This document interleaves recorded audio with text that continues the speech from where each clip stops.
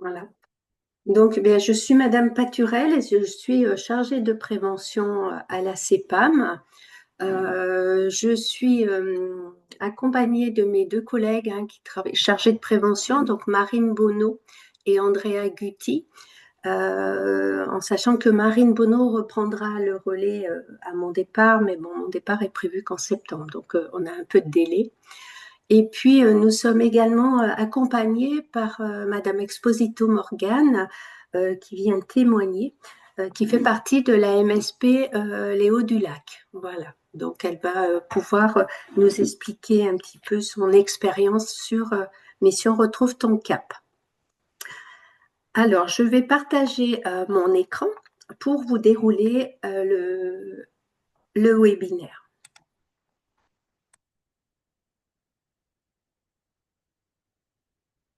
Voilà.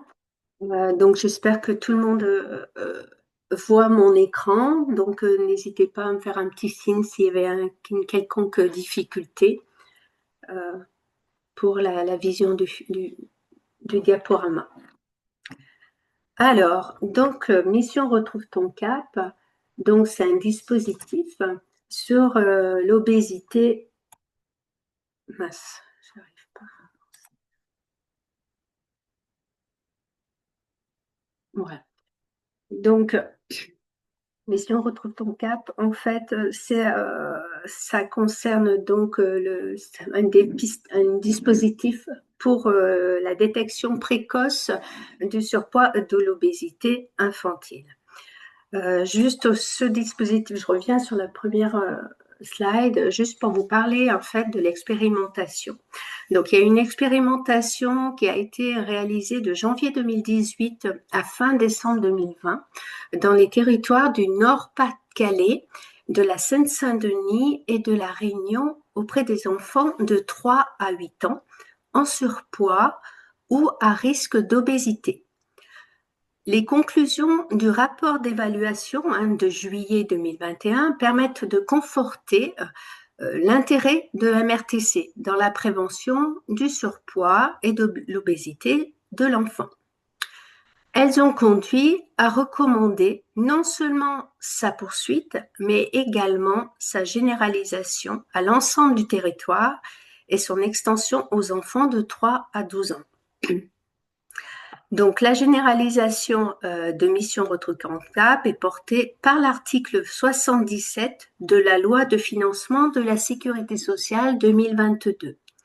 L'article donc prévoit la possibilité pour les centres de santé et les maisons de santé de mettre en œuvre un parcours pluridisciplinaire soumis à prescription médicale visant à accompagner les enfants de 3 à 12 ans inclus qui, selon les recommandations de la HAS, présentent des facteurs de risque d'obésité ou sont en situation de surpoids ou d'obésité commune non compliquée.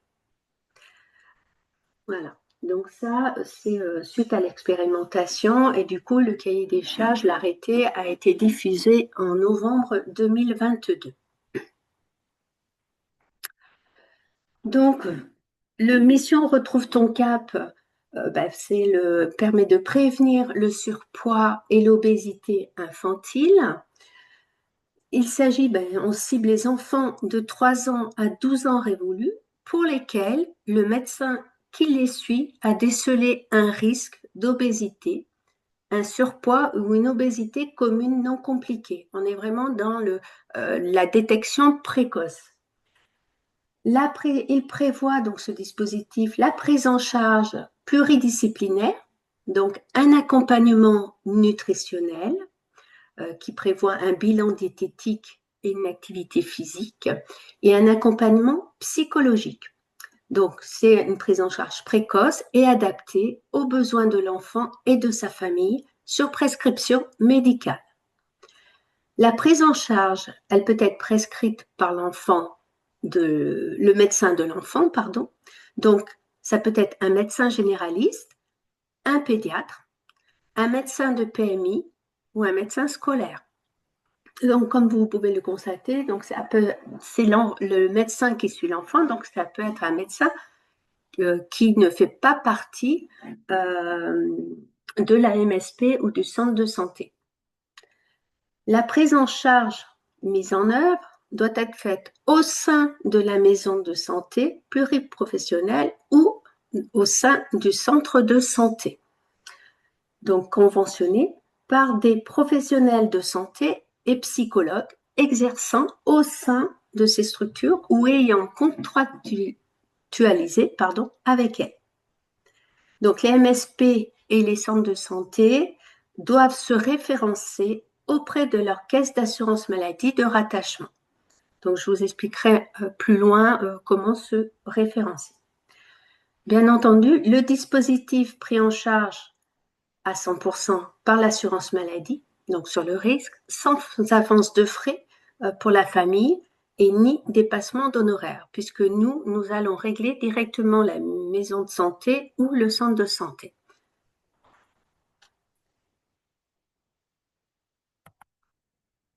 Le ciblage des enfants. Donc, le ciblage des enfants, bien sûr, on part de la courbe de corpulence. Donc, nous sommes MRTC au numéro 1. Voilà. Donc, il s'agit d'enfants en surpoids ou en obésité commune non compliquée et l'IMSC doit être supérieur ou égal au 97e percentile des courbes de corpulence françaises. En ce qui concerne les signaux d'alerte sur la courbe de corpulence avec un rebond d'adiposité précoce, donc avant 6 ans, ou un changement rapide de couloir vers le haut, donc pour ces deux cas-là, la prise en charge du deuxième recours, les soins qui ne peuvent être pris en charge par les médecins généralistes en raison de leur complexité, ils le sont alors par les médecins spécialistes du REPOP, ou pour la prise en charge du troisième recours, sont dispensés auprès des personnes relevant de situations plus complexes dans les centres hospitaliers universitaires, dans les centres spécialités d'obésité et en lien avec des établissements de soins de suite et de réadaptation spécialisés. Alors, je vous ai fait un petit tableau. On nous a mis à disposition ce petit tableau pour bien comprendre le positionnement de MRTC. Donc, on a l'analyse de la courbe de corpulence et l'évaluation multidimensionnelle de la situation. Donc, inférieur à 12 ans. Donc, MRTC, on est de 3 à 12. Donc, un risque de surpoids, ça sera, donc on est dans le risque. Donc, c'est MRTC. Le surpoids ou obésité non complexe, c'est également mission retrouve ton cap. Mais vous pouvez constater également qu'on a une petite flèche en direction de REPOP. Bon, forcément, quand on est en obésité complexe, MRTC ne suffit pas. Donc, je m'arrête juste jusqu'à 12 ans, puisque mission retrouve ton cap cible les enfants de 3 à 12 ans. Nous avons un petit tableau pour bien comprendre la distinction. Donc, on est complémentaire avec les autres organismes. Donc, Mission Retrouve ton cap inclut les enfants de 3 à 12 ans, inclus. Donc, enfants avec facteur de risque d'obésité ou en situation de surpoids ou d'obésité commune non compliquée.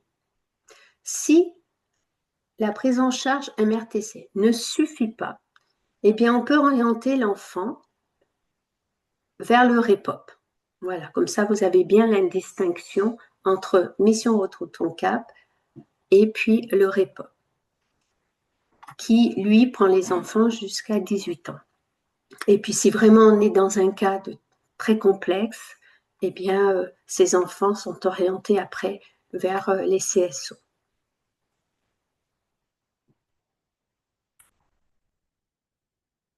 Donc, petite diapositive sur le REPOP. Donc, on reprend les activités du REPOP. Donc, il peut cibler donc, les enfants de 8 à 18 ans, les enfants en situation de surpoids ou d'obésité. On a dit, alors le PSantel, c'est le même que MRTC, sauf que précisé au préalable, si le MRTC ne suffit pas, on peut orienter l'enfant vers le REPOP. Donc, le REPOP permet d'outiller les médecins pour détecter et repérer le surpoids, l'obésité, puis s'initier un parcours santé au plus tôt via la consultation spécialisée. Il propose aussi une coordination du parcours santé pour soutenir la famille et les professionnels dans une prise en charge personnalisée de l'obésité pédiatrique. Il peut former et sensibiliser les professionnels sur la thématique obésité pédiatrique. Par exemple, si dans votre structure, vous n'avez pas, par exemple, il vous manque une diététicienne ou il vous manque un psychologue, eh bien, si une personne qui est intéressée au sein de votre structure peut être formée pour pouvoir prendre en charge un MRTC. Il peut proposer également des activités physiques adaptées et accessibles financièrement sur le territoire de l'Isère pour tous les enfants en situation de surpoids ou obésité avec ou sans parcours REPOP 38. Donc, j'ai mis le site du REPOP pour que vous puissiez ensuite, lorsque je vous enverrai le diaporama, vous pourrez aller sur le site et prendre connaissance un peu de toutes les activités proposées par le REPOP. Alors, le ciblage, c'est le médecin, c'est le point de départ, c'est le médecin qui suit l'enfant. Donc, on l'a précisé au préalable, médecin généraliste, un pédiatre, un médecin de PMI ou un médecin scolaire. Son but, donc, c'est le point d'entrée. Il va repérer les enfants ciblés par un MRTC à l'aide de la courbe de corpulence. Il va prescrire la prise en charge en fonction des besoins de l'enfant et de sa famille. Il oriente vers une des structures référencées. Je vous expliquerai un peu plus loin cette procédure. Il va coordonner le suivi et il va réceptionner les comptes rendus des structures. Pour la prescription de la prise en charge, donc il y a une aide à la prescription qui est mise à disposition des médecins sur Amélie Pro. Donc l'ordonnance proposée aux médecins, c'est soit un modèle type d'ordonnance mise à dispo, soit une ordonnance classique en s'appuyant sur les consignes de prescription qui seront mises à disposition. L'accompagnement des enfants et des familles. Donc, l'accompagnement, donc, c'est sur une période de 2 ans. On a 2 accompagnements. Donc, l'accompagnement nutritionnel, il comprend obligatoirement, ça c'est obligatoire, d'un bilan diététique. Voilà. Ce bilan diététique, il peut être réalisé par une diététicienne, par un médecin ou par une infirmière. L'essentiel, c'est que ces personnes-là aient au moins une formation, aient été formées ou aient une expérience dans le domaine de l'obésité. Le bilan d'activité physique, il n'est pas obligatoire, c'est en fonction des besoins de l'enfant et il va nous permettre de connaître un peu, comment dire, les représentations que se font, que se fait la famille, que se fait l'enfant par rapport à l'activité physique. Quand on dit activité physique, on ne demande pas spécialement de s'inscrire dans un club sportif. C'est vérifier s'il est sédentaire ou pas, qu'est-ce qu'on peut donner comme solution, ou en fait, à faire en sorte que la motivation vienne de l'enfant et de la famille, parce que bon, s'il a 3 ans, il ne peut pas trop dire, mais enfin, ça permet quand même d'analyser un peu ce que l'on peut faire. C'est par exemple ranger sa chambre, c'est une activité physique, jouer au ballon, c'est une activité physique, aller se promener. L'essentiel, c'est qu'il ne reste pas derrière un écran. il faut que, voilà, qu'il soit le pousser à être actif, en tout cas. Donc, pour l'activité physique, ce bilan, il peut être fait par la diététicienne, par une infirmière, par un kiné, par un médecin ou un psychomotricien, sous réserve que le professionnel ait été formé et qui ait, dans l'idéal, une expérience dans le domaine de l'obésité. Le bilan psychologique, pareil, il n'est pas obligatoire. Euh, et ce bilan, il peut être fait uniquement, donc j'insiste là-dessus, ce bilan, il peut être fait uniquement par un psychologue ou un pédopsychiatre. Voilà. Donc, on a donc les 3 bilans, 1 à 3 bilans. Donc, activité diététique, activité physique et psychologique. Quand le dossier, le président, enfin le représentant, l'AMSP se référence pour mission Retrouve ton cap, il doit être en capacité de fournir les 3 bilans, même si tous les enfants ne requièrent pas nécessairement l'une des évaluations. Voilà. Donc ça j'insiste là-dessus parce qu'après, on a quelques soucis et là, il faut vraiment, voilà, au moment de la complétude du dossier, il faut que la structure puisse fournir les 3 bilans, même si, voilà, tous les enfants n'auront pas tous un bilan psychologique ou un bilan d'activité physique. Il peut avoir uniquement un bilan diététique, voilà. Mais en tout cas, la structure doit proposer pouvoir proposer les 3 bilans. Donc, suite au bilan, eh bien, il y a des séances de suivi qui peuvent être réalisées. Donc, une séquence de suivi est composée de 1 à 6 séances. Voilà. Donc, elle peut être renouvelée 2 fois, donc on peut aller jusqu'à 18 séances. Si au bout des 18 séances, on sent que vraiment que voilà, il n'y a pas d'amélioration, on peut orienter soit vers un organisme spécialisé, comme le REPOP ou l'hôpital. Voilà. Donc, ces séances, elles peuvent être mélangées, soit bilan, le suivi diététique, soit par des séances de suivi psychologique. L'accompagnement par les professionnels de santé et psychologues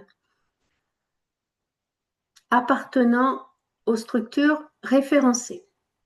Donc, les professionnels de santé et psychologues sont salariés ou vacataires. Si on n'a pas de psychologue dans la structure, on peut, via un contrat de salariat, ou un contrat de vacation, voilà, prendre un professionnel extérieur à la structure. L'essentiel, c'est que ce soit bien mentionné dans un contrat. La mise en œuvre de la prise en charge prescrite doit être réalisée au sein de la structure. C'est-à-dire que si le diététicien ou le psychologue est en dehors, reçoit les enfants en dehors de la structure, vous ne remplirez pas en tout cas les modalités prévues par le cahier des charges, puisque en remplissant le dossier de référencement, la structure se fait au travers d'un acte d'engagement, donc le dossier de référencement, et qui est donc signé et qui implique que la structure dispose d'une équipe au complet, donc diététique et psychologue, pour garantir une prise en charge conforme au cahier des charges. Voilà. En cas de problème juridiquement, c'est le responsable c'est le président qui est responsable au travers de cet acte d'engagement. Donc, l'absence de l'un ou de l'autre de ces professionnels ne permet pas une prise en charge complète de l'enfant. Donc, il est important au moment de la signature du dossier de bien avoir les professionnels qui prendront en charge les enfants et pouvoir fournir les 3 bilans. Donc, il faudra prendre en charge les enfants et les familles, hein, conformément aux recommandations de la Haute Autorité de Santé. Il appartiendra donc de rédiger les comptes rendus euh, pour chaque enfant et l'envoi au médecin. Donc, un compte rendu pour chaque bilan réalisé et un compte rendu de fin de suivi lorsque les séances de suivi prescrites sont réalisées. Et bien entendu, on peut échanger, si besoin, avec le médecin de l'enfant. Voilà. Puisque j'attire l'attention là-dessus, c'est que, comme on a vu un peu avant sur la diapositive, donc c'est l'enfant qui suit, c'est le médecin qui suit l'enfant qui va l'orienter, mais ça peut être aussi un médecin de la PMI, comme ça peut être aussi le médecin scolaire. Donc, il s'agit de médecins hors structure. Bien entendu, je vous l'expliquerai un peu plus loin, mais en tout cas, on a une souplesse pour que la maison de santé ou le centre de santé puisse s'approprier du dispositif MRTC avant de diffuser, de l'inscrire sur la liste qui sera diffusée sur Amélie et que tout le monde pourra prendre connaissance des MSP ou des centres de santé qui sont référencés pour le dispositif MRTC. Donc, il y a une rémunération qui est prévue dans les accords conventionnels. Donc, les MSP et les centres de santé intégrés dans le parcours Mission Retrouve ton CAF peuvent bénéficier d'une valorisation dans le cadre conventionnel prévu par les avenants à l'accord conventionnel interprofessionnel MSP et à l'accord national des centres de santé. Donc l'objectif, c'est d'inciter les structures à contracter avec les professionnels intervenant dans le parcours et financer la coordination entre ces professionnels. Et il est prévu une valorisation de 100 points fixes, soit 700 € par structure et par an. Voilà, donc cette rémunération est faite une fois par an. Pour bénéficier de cette valorisation, la structure doit répondre à la mission de santé publique sur le thème du surpoids et de l'obésité de l'enfant prévue par les accords conventionnels initiaux. Donc la valorisation, elle est de 350 points variables, donc ce qui ferait 2450 € par structure et par an. Voilà. Donc, si la structure a déjà opté pour 2 missions de santé publique parmi les thèmes de la liste annexée à l'accord national. Donc, je dis le tabac ou le diabète, par exemple. Bien, si elle intègre MRTC, elle aura une valorisation de 350 points variables par an, donc supplémentaires. Si la structure n'est pas engagée dans une mission de santé publique, ou si elle n'a opté que pour une mission de santé publique, dans ce cas, elle devra s'engager dans la mission de santé publique surpoids et obésité chez l'enfant pour bénéficier de la valorisation spécifique MRTC. Lors de l'envoi, lorsque je vous transmettrai le replay et le diaporama, je vous adresserai également l'adresse mail du service qui accompagne et qui règle qui règle les MSP ou les centres de santé. Ouais. La rémunération de la prise en charge. Donc là, dans un premier temps, c'était la valorisation. Là, c'est la prise en charge des bilans. Donc, la rémunération pour les bilans, il s'agit d'un forfait. Donc, le forfait, il s'élève à 80 € par enfant quand on ait réalisé un ou les 3 bilans. C'est-à-dire qu'on aura 80 € si on fait uniquement un bilan diététique, qui est celui qui est obligatoire. Par contre, s'il a réalisé un bilan diététique et un bilan psychologique, le forfait, c'est 80 €. S'il fait les 3, ça sera toujours 80 €. Voilà, donc c'est un forfait pour la réalisation de 1 à 3 bilans. Pour les séquences, donc un forfait de 110 € par enfant pour la réalisation de 1 à 6 séances de suivi. Donc, dès la première séance, en fait, s'il n'y a qu'une séance, on va vous régler 110 €. Mais on vous réglera également 110 € si vous en faites 6. Donc, qu'on fasse une ou 6 séances, une ou 4 séances, ou une ou 5 séances, ça sera 110 €. Donc, les forfaits sont versés par l'assurance maladie à la structure qui, elle, va donc pour réaliser la prise en charge et qui réglera les professionnels de santé, donc à la structure, de réaliser le paiement auprès des professionnels de santé. Je ne vais pas rentrer dans le détail de la facturation, je vous l'expliquerai au moment où je recevrai le dossier de référencement. Donc, la procédure de référencement pour les structures conventionnées, voilà à quoi s'engagent les structures. Donc, c'est de mettre en œuvre la prise en charge prescrite aux enfants conformément au cahier des charges, en respectant notamment les principes de prise en charge financière et notamment l'unicité de la prise en charge au sein de la structure, j'insiste là-dessus. Proposer des rendez-vous à des horaires compatibles avec la disponibilité de l'enfant et son entourage, le mercredi matin ou après-midi, enfin, là, vous faites vraiment en fonction de vos possibilités, bien entendu. Faire prendre en charge les enfants par une équipe pluriprofessionnelle et diplômée ayant idéalement une expérience dans le domaine de la prise en charge du surpoids et de l'obésité de l'enfant. Il appartient aussi à la structure de rédiger pour chaque enfant des comptes rendus à destination du médecin prescripteur, un compte rendu pour chaque bilan réalisé et un compte rendu de fin de suivi une fois les séances de suivi réalisées.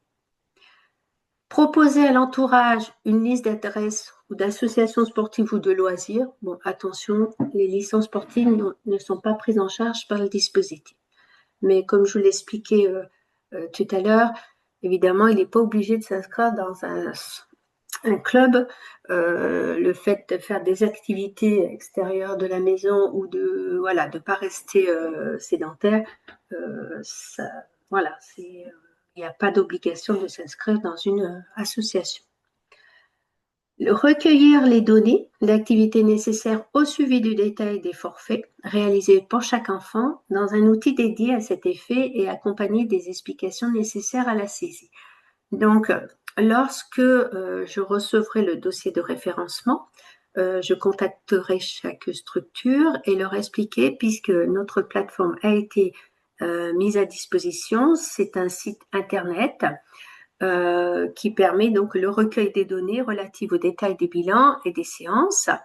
Et ce recueil est nécessaire à des fins de pilotage du dispositif, d'audit et de contrôle éventuel.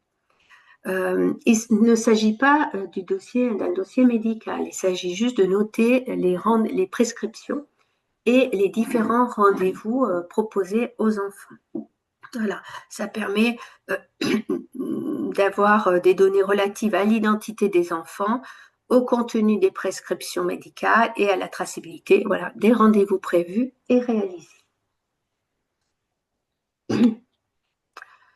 Les modalités de référencement pour les structures, c'est une déclaration sur l'honneur attestant d'être en conformité avec les conditions du cahier des charges, je vous enverrai également le cahier des charges, bien sûr, et utiliser un modèle de dossier de référencement qui nous sera à transmettre à l'adresse générique de MRTC.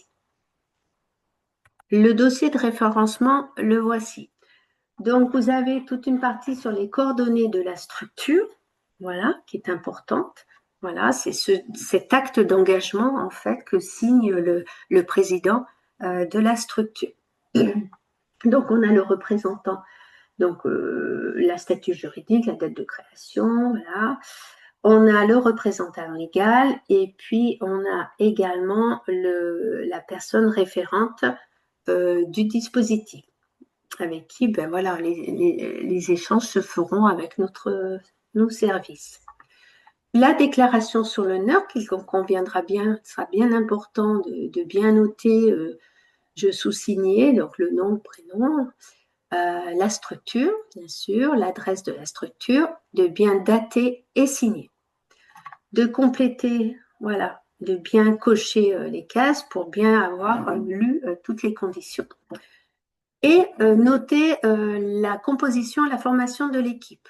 Donc là, il conviendra de noter la profession, voilà, et puis la qualification. J'ai remis ici donc le REPOP pour les formations dispensées qui sont gratuites, bien entendu. Voilà. À réception de ce dossier, donc on va en prendre connaissance, on va voir s'il est conforme au cahier des charges. Donc, comme je vous l'expliquais un peu avant, on va laisser, donc on va échanger entre nous pour que vous puissiez vous approprier du dispositif. Dans un premier temps, c'est peut-être de cibler des enfants de votre patientèle. Voilà. Dans les 4 mois qui suivent, on reprendra contact avec vous. Et puis à partir de là, voir un peu si tout se passe bien, s'il n'y a pas de problème particulier. Et nous serons donc, contraints à mentionner donc sur une liste, alors, je ne sais pas si je l'ai mis là, non, je ne l'ai pas mis, sur une liste que donc on adressera à l'ARS et qu'ensuite on déposera sur Amélie, sur l'espace médecin, mais aussi l'espace assuré, pour que les parents puissent eux-mêmes dire voilà, il y a tel MSP qui sont dans mon secteur. Dans mon secteur, je peux aller au plus proche de mon domicile, ou en tout cas, elle choisit la structure où elle veut se rendre. Bon, évidemment, comme on le précisait, on attendra également 4 mois avant, puisqu'on est aussi censé d'informer les médecins dans le périmètre de 5 km de la MSP, voilà, du référencement de tel ou tel MSP ou centre de santé. Voilà. Donc là, moi, à l'issue donc de webinaire, donc je récupère le replay, je vous l'adresse avec le dossier de référencement vierge, je vous adresse l'arrêté, les brochures, les documents qui peuvent vous aider à la conduite un peu de l'entretien et du bilan, à vous donner quelques orientations, et puis dès que possible, le replay. Bien entendu, je reste à votre disposition. Hein, si vous n'avez pas de questions, par exemple aujourd'hui, voilà, c'est pas parce qu'on fait le webinaire aujourd'hui qu'on arrête que je ne vous répondrai pas, bien entendu. Donc, n'hésitez pas. Là, je vais laisser la parole à Morgane pour qu'elle explique un petit peu son vécu au sein de la MSP et son expérience sur le dispositif MRTC.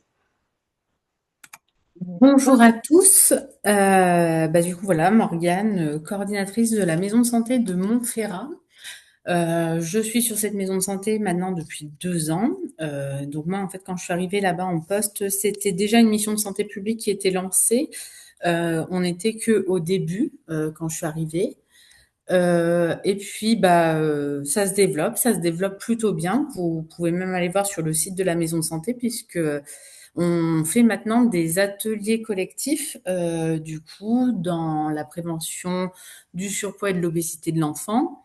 Le but étant là-dedans, en fait, enfin, pour ces ateliers, je parle notamment, c'est du coup de regrouper les enfants autour des thématiques justement qui sont dans le MRTC, donc activité physique, le bien manger. On a aussi, au niveau psychologique, on a surtout des ateliers de prévention des écrans.